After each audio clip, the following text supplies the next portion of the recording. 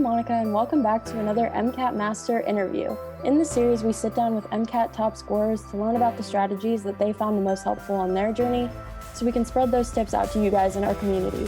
We know the MCAT is a tough exam, so getting advice straight from people who are able to master it is one of the best ways to see what actually works for this monster of an exam.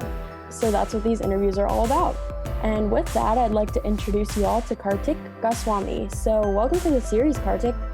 Hello, thank you. Yeah, of course. And we're so excited to hear from you. So before we get started, we just want to give our listeners a little bit of information about your MCAT journey background. So when Kartik first began his journey with the MCAT, he was a full-time student on a BS MD pathway. So in order to matriculate, he needed to get a 510 on his exam. However, when he first started taking practice tests, he found himself consistently scoring in the mid 480s to mid 490s. And his scores remained in this range even after 6 months of studying. Eventually, after using some of the MCAT mastery resources, he was able to increase his score to a 507 by his first MCAT test day, but this was still not where he needed it to be. So at this point, the pandemic became a huge obstacle for his testing schedule. So after rescheduling his new test date 5 times, he finally took it for a second time and scored a 506. Feeling extremely discouraged, and rightfully so, Kartik reached out to MCAT Mastery for one-on-one tutoring. He worked with his tutor for several months, taking the MCAT for a third time, only to score a 508, a score that both he and his tutor were shocked by based on how he'd been doing leading up to that test date.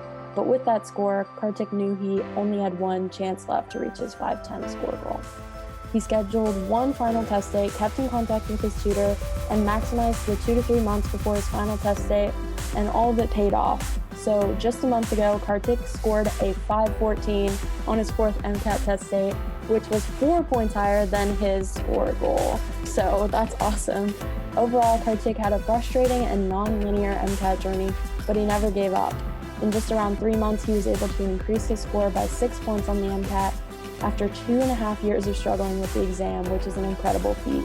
So in this interview, we're just going to launch into understanding exactly how he did it. So we're going to learn more about how he studied, how he increased his score, how he kept himself motivated throughout all of this, how he scheduled his prep, what strategies he used for each section too, and so much more. So with all of that, I think we are ready to go ahead and get started.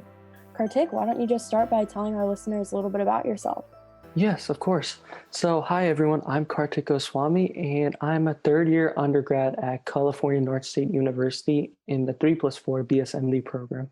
I have been trying to take this MCAT exam for over 2 years now, and trying to achieve the 510 score so I can hopefully matriculate onto the California North State University Medical School. And I usually have been studying most of my times, but on the side, I am been class president of my class for the past 3 years. I have started a few clubs here at school, and I love working out and socializing with my friends here in my free time. So that's a little bit about me and what I've been doing. Yeah. Outside of the MCAT, it sounds like you're pretty busy as well. So it's always good to have those other outside interests. Yeah, Um, it helps, especially when you're studying. You need some outlet to relieve your stress and get busy with other stuff. yeah, it's underestimated sometimes how important that can be. So yeah, we'll definitely get into that. But going back a little bit first, so when you started college and were looking into career paths, what made you want to become a doctor in the first place? Yes. So I wanted to become a doctor because my father was a physician himself. So I had experience from him that was handed down, and he's been always giving me information about his work and where he goes and stuff like that. So that always intrigued me. But then going into high school, I started looking into becoming a physician through my own interests. And I shadowed some doctors around the town and did some research and stuff like that. And I realized that becoming a physician is probably the best career path for me personally, because I see it as a way where I can go out and not only help people reach their best lives, but also the continuous amount of knowledge that's always being researched constantly. And that's always important to me since there's always something new to learn. But at the same time, you're out there helping other people and making their lives better. So this is why I chose to go in the route of becoming a doctor. Yeah, that's really cool. So you have that like family aspect, but then, you discovered on your own as individual as well. So, Yeah. yeah, that's a great way to keep yourself motivated too, knowing that you want it for yourself. Yeah. Yeah, so launching into the MCAT then, when you first started prepping for the MCAT, just starting at the beginning of your Mhm. journey, where were you in your life? Like, what was going on when you first started studying? So when I first started, it was August of 2019, and I was a full-time student just moving in from semester to fall semester of my school. And I had a full, I think, 16 to 17 units that semester. And I started reading the Kaplan books, and I took notes on most of those Kaplan books. At the same time, I started a Princeton course to get information on the side from them as well. So I was trying to do two things at once on Mhm. top of everything I was doing at school. So that's how it started out. Yeah, yeah. So, did you find yourself kind of starting with those content pieces, like not doing much practice very much at the beginning? Yeah, yeah. At first, I was just reading the books, taking the notes. And then without doing practice, I told myself that I wanted to start taking practice tests just to get in the hang of the 8 hour test. And so I started doing that every weekend for many, many months before I even started any type of practice. And that was when I first started. And I believe I scored a 486 on my first practice exam. And looking at that score, I was like, this is going to be a big challenge. It's going to take a while to get there. So yeah, Mhm. that's how it all started out in that first 6 months. Right, right. So you started like pretty early on with those practice tests, which is good because then you knew where you were. So you could Yeah. see like your progress happening. So did you have a set score goal that you were trying to reach? Yes. You, Around November, December, I was hoping to be around or at least above 500 so that over winter break that I would have in December, I can improve that up to hopefully closer to 510 and get that 510 in January of 2020. But that did not really happen.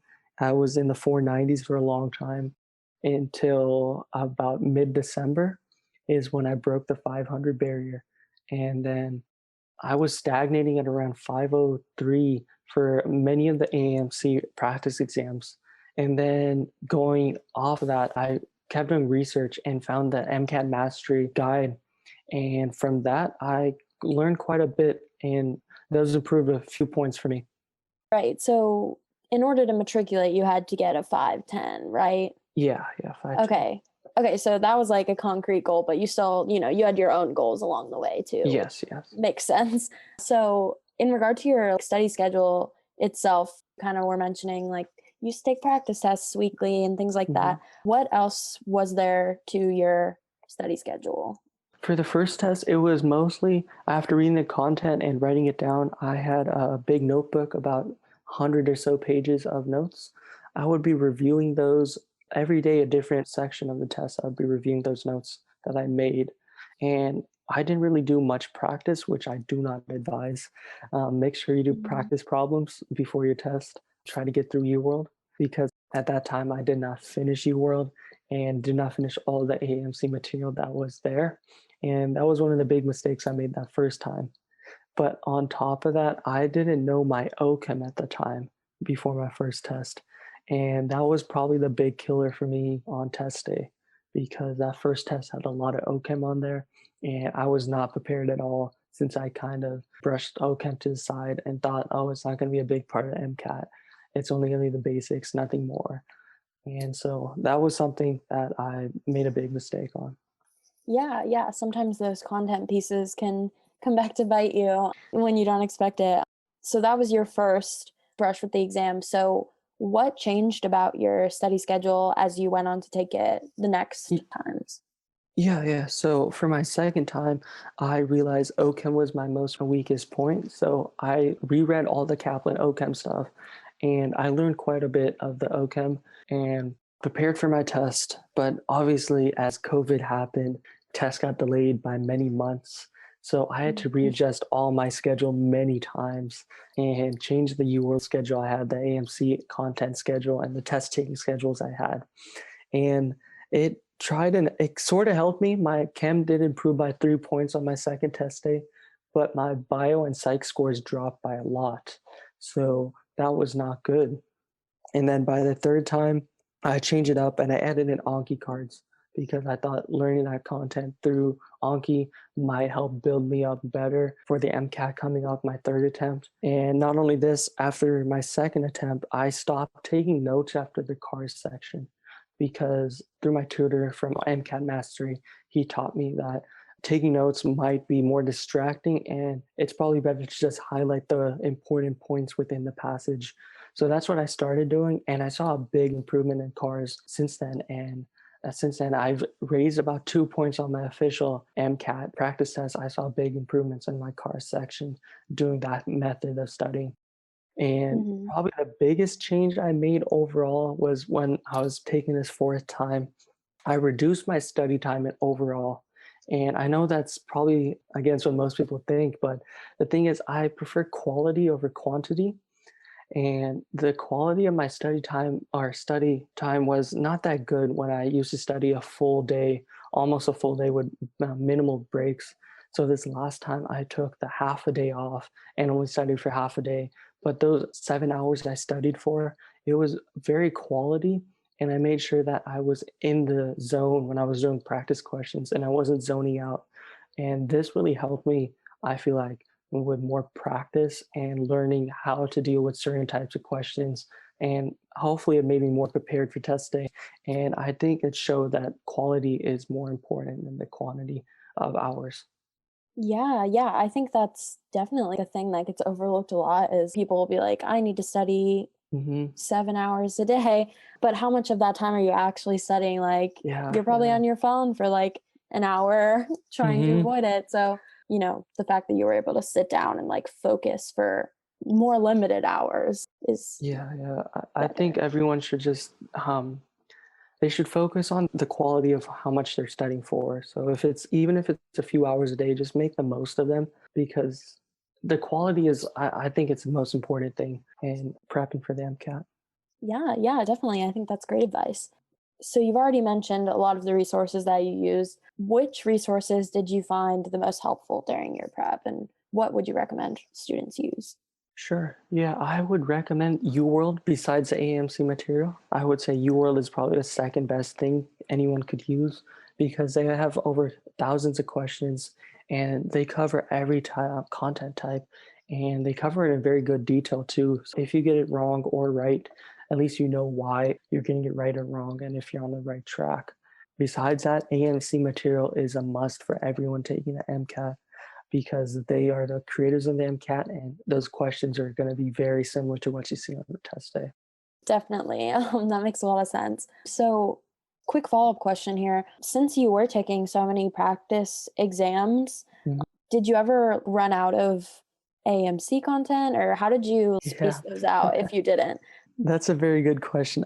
So I did most of my AMC material on my first test, so I barely had much left to study, Hmm. and most of the UWorld was done as well. So by second time, I finished up the remaining that I had for both AMC and the UWorld I had, and then I redid all of it for a total of I think 4 or 5 times each by the time I finished taking my fourth MCAT.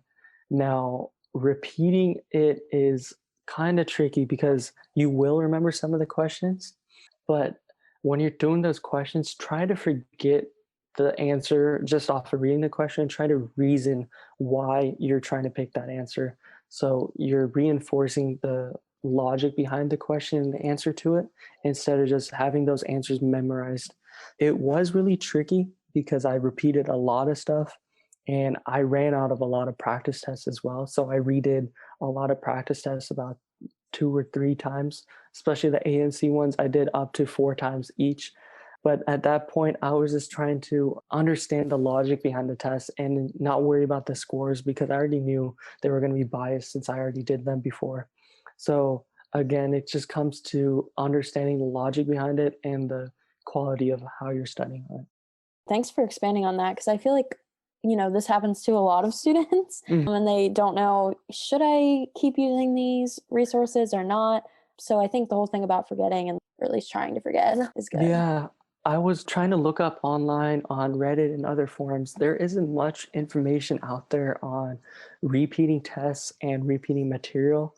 I feel like most people would be against that online, but me personally doing it, and I think it does work if you do it in the right way. And you don't really focus on the scores and you just focus on understanding the question you have in front of you and why the right answer is right. Definitely. And that's what practice is supposed to be about anyway. Like you're supposed to be reviewing it effectively and Mhm. working through the logic. That's what it's all about. So, yeah, you can always improve and keep using it. So, that's good to know. So, talking about your entire MCAT journey as a whole again, what do you think were your biggest challenges and struggles that were holding you back? And how did you overcome them? Yes, yes.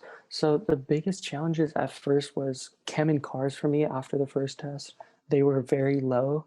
And chem I was easily able to fix because I knew my problem was I didn't know OChem really. So I learned that and then got that back up and brought the score up. But cars was a problem that it took me a lot of time to fix. And to fix that, probably what I did personally was that I just kept doing cars practice problems every day, at least 2 or 3 passages a day to make sure that I got it down. And it took me over a year and a half to see improvements, but I did see improvements from that end.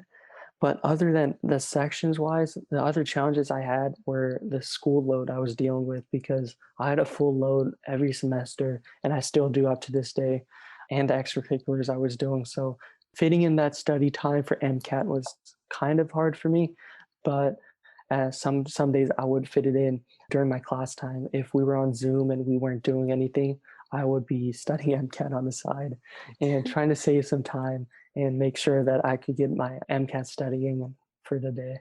That's a really hard thing that a lot of people like have to deal with is being a full-time student while studying. Mhm, So, on that note, because you were doing work for your other classes as well, mhm, I'm assuming, mhm. how did you keep yourself motivated to keep doing MCAT stuff during that time?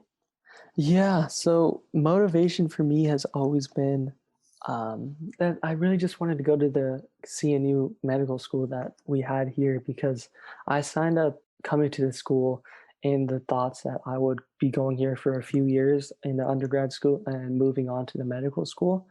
And I have a lot of friends that are older than me and my age that have gone on forward to that school. And I just didn't want to be left behind in a way, you know? Mhm. So I just wanted to be with them, made good connections with them as friends, and wanted to continue my medical journey on with them.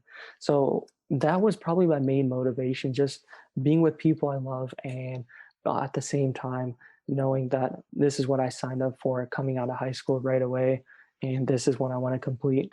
So that was my main motivation. But I do have to say, I did lose motivation after my third attempt, after scoring that 508, because I thought I would be scoring around 510, 512, but that did not happen.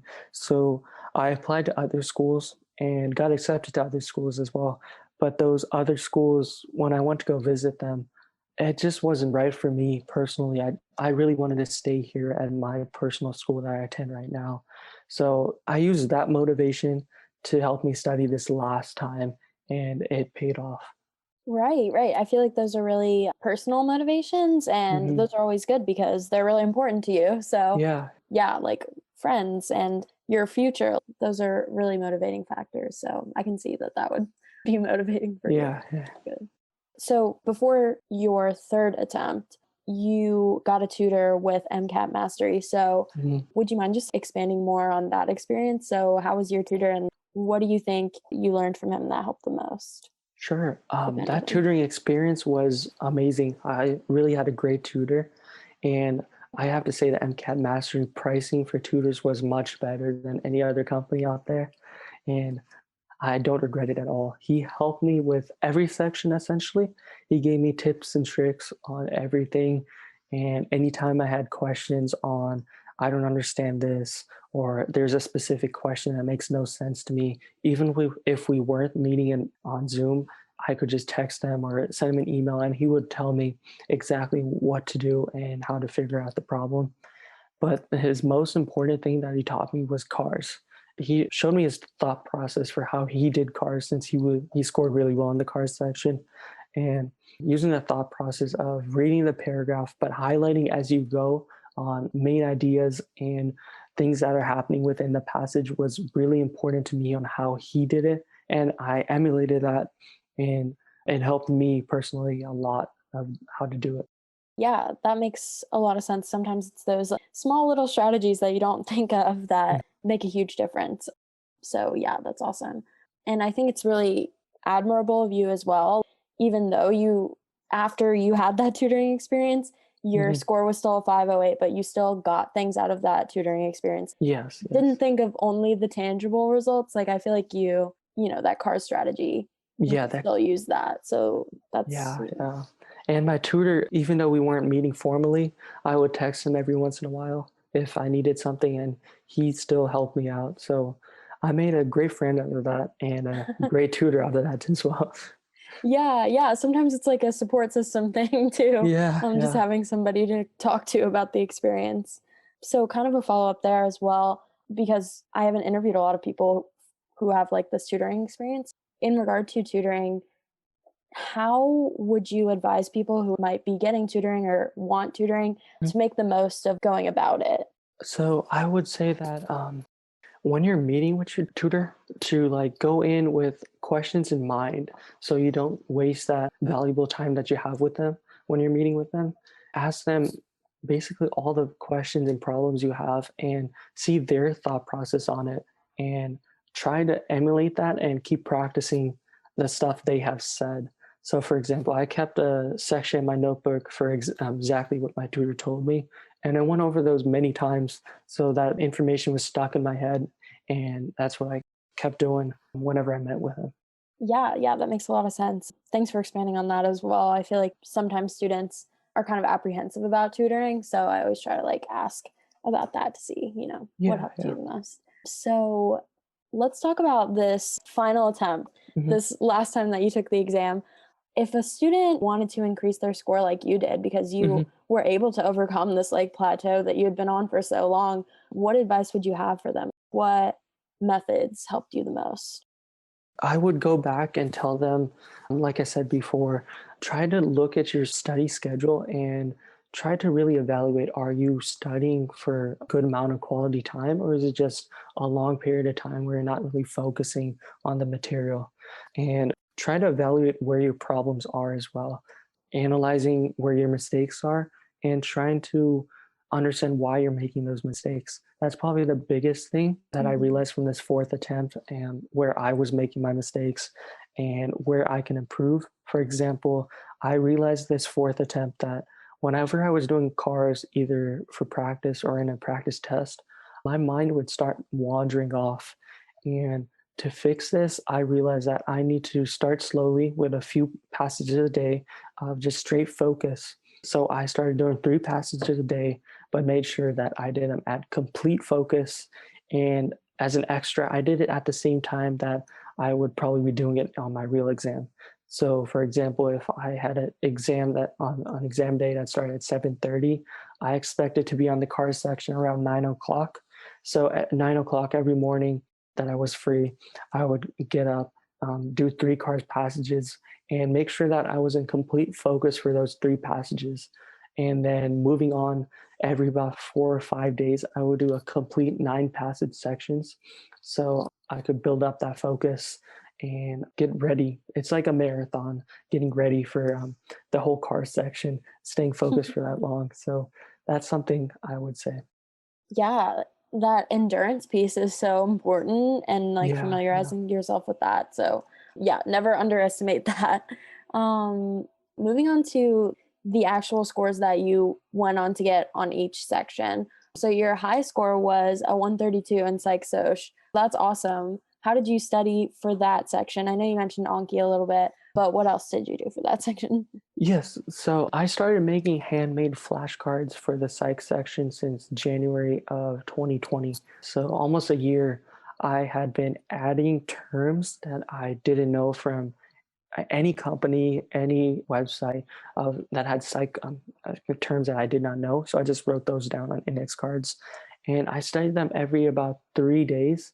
I had over 200 plus handmade index cards that I studied, and those took about an hour to go through, but it really solidified my psych terms. And on top of that, doing UWorld practice, those psych questions were really good on UWorld. Those really reinforce the terms in specific situations.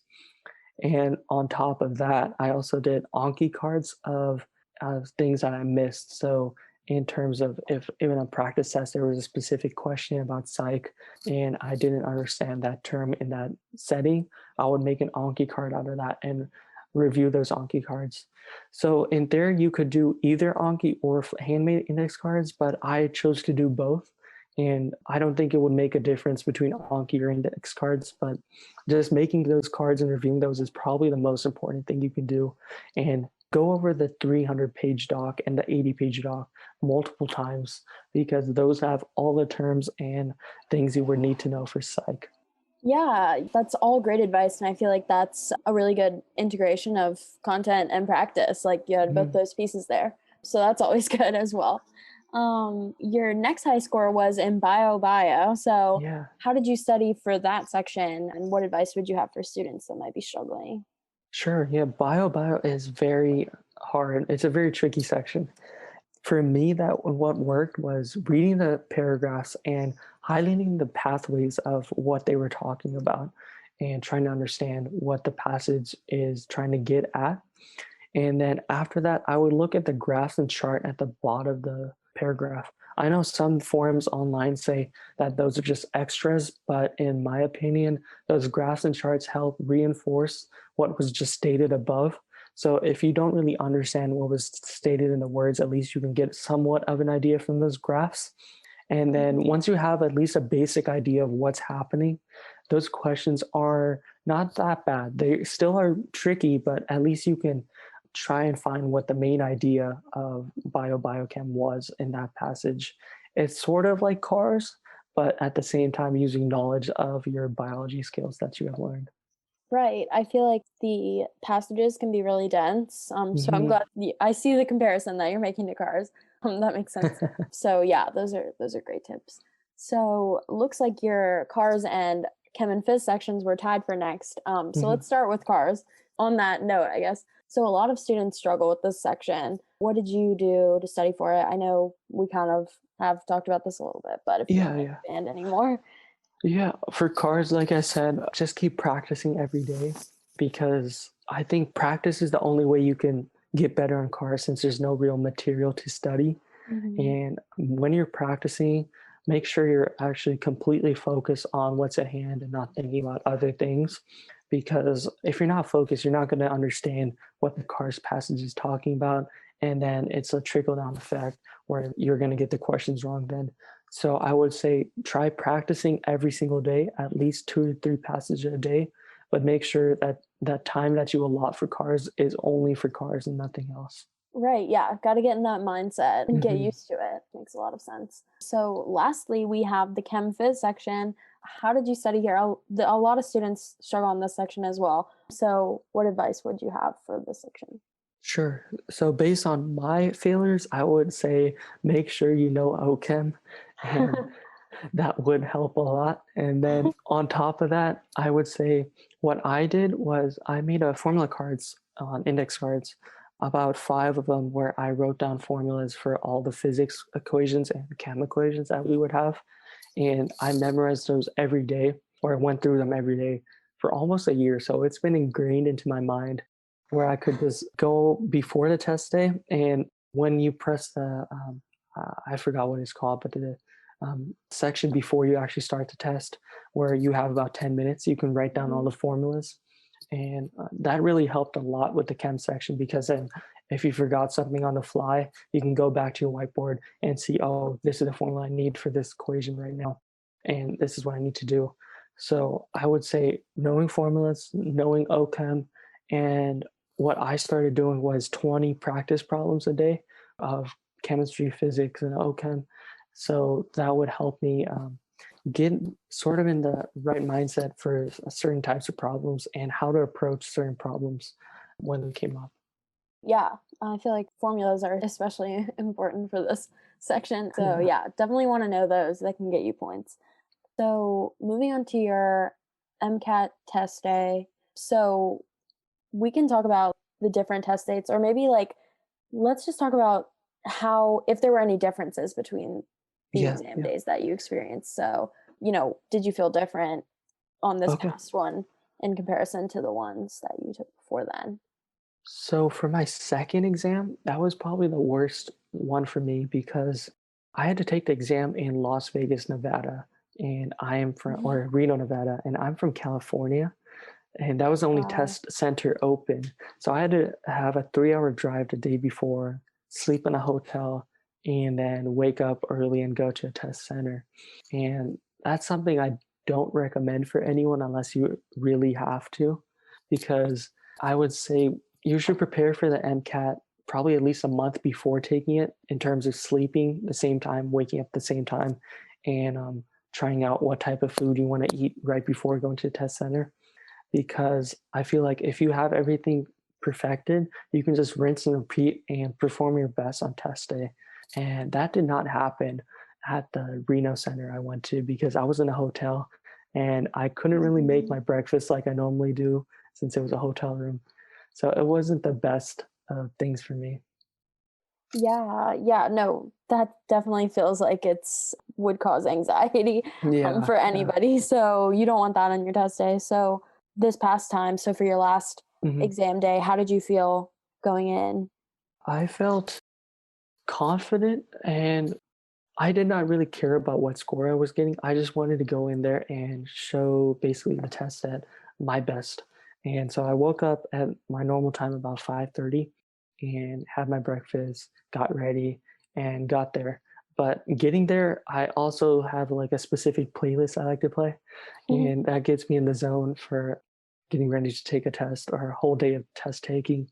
And I think this last time I really perfected how I would go there and what I would do leading up to test time. So that's exactly what I did, and no hiccups happened, and luckily it all worked out. That's awesome. You had that playlist, you were like ready to go. That's Mhm. great. I love that. So after you walked out of the exam, how was it while you were waiting to get your score back? So right after walking on the exam, that was might have been the worst exam of the four I had taken. And I still agree with that right now. It was very complicated. The chem section was out of this world. It was very different. Cars was probably the only normal section in the whole test. And that's something I would not expect myself to say. Mhm. And the bio was very tricky. And psych was a little different, but still not too bad. But then again, this test, I feel like is meant to scare people. It's like a mental game in a way. Mhm. So you just have to keep pushing through and just say to yourself, I just got to do my best and the rest is up to fate. And that's what I kept doing this whole time. And Yeah. then during the waiting period, I didn't really think of the exam because school started up again, and I went back to running the club and going back to my student government positions. And I took on some extra classes outside of my school here. So I was really busy leading up to score release. And I was really busy leading up to the 5 minutes before the score came out because I was trying to finish up some class assignments right before the score came out. So I wasn't even thinking about it till those last 5 minutes. That's I feel like that's almost better because Yeah, then you don't it have to was be good. obsessing. So when you got it back, like, how did that feel? I was really shocked because I've been through failures 3 times now for the MCAT. So I called my parents right away and told them, and they were excited, but I still couldn't believe it myself. And then told my Mhm. friends here, and then everyone started calling in saying congrats. But it still never really hit me until a few days after, because when you're working for something for so long and it actually happens, it's like, well, am I in a dream or is this real? But Yeah. that was a very interesting day because I had a lot of things planned out, and regardless of what score I got, I was going to be very busy that day. It turned out to be a really fun day, but at the same time, a day that probably won't be repeated for a while because I don't think I will be in that mood again of, wow, I just completed something that took a lot of effort, a year and a half of studying. So, yeah, it was Yeah. very different. Right, like, you finally saw the results of all your hard work, the culmination of everything.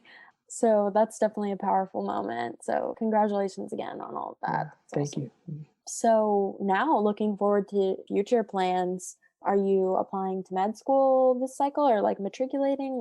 What's happening now? Yeah. So I applied for this cycle, so I will be attending some medical school in the fall.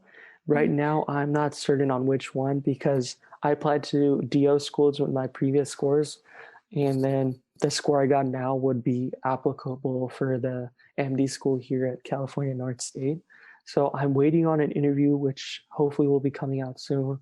And then after that, if an acceptance letter will be coming from there. So hoping to go here after Mhm. achieving the threshold score. Yeah, yeah, you achieved that 510, so, Yeah, yeah. you should be in the range. Good luck with that. Best of luck from us at MCAT Mastery. So I guess that's all the questions that we had for you. So just to end, do you have any final thoughts for someone who might be listening to this and struggling with their exam and not knowing what to do next? Yeah, sure. I would say don't give up regardless of what situation you're in. Most people don't take the MCAT about 4 times, but I kept going and you guys can too. If you really want to achieve a score and have a score in mind, just keep pushing until basically you get the score and hopefully everything works out. Just keep going. Yeah, don't give up. You can do it. Yeah. You are the perfect example of that. Yeah. Yeah, that's awesome. Well, thanks so much for sitting down with us, Kartik. Yeah, I really anytime. appreciate your time.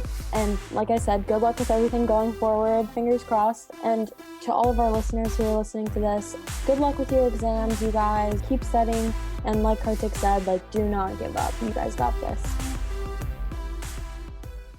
Hey everyone, this is Monica again, and before you go, I just want to remind you that if you're not receiving our daily free MCAT strategy and success story emails yet, definitely be sure to sign up for those at mcatmastery.net/free course. In addition to that, if you feel like you might need personalized help with the exam and would like to have an MCAT mentor kind of look at your situation and help you identify exactly what's holding your score back, you can look into that too at mcatmastery.net/mcatmentors. And lastly, and most importantly, we just want you guys to know that you have what it takes to succeed on this exam. We know the MCAT is intimidating, and when you get a score that's lower than you expected on a practice or on the real thing, it's so easy to feel discouraged or frustrated or even hopeless about the exam. We get it. A lot of us have been there. So we want to give you the guidance that we wish we'd had when we were in your shoes. And that's what these interviews are for. That's what our emails are for. We want you guys to be able to feel confident again. And most importantly, be able to see that med school admission is possible and it's not out of your reach at all. So thanks again for listening. And remember that every top scorer, every med student, and every doctor made it through this journey. So you can do it too. You guys got this.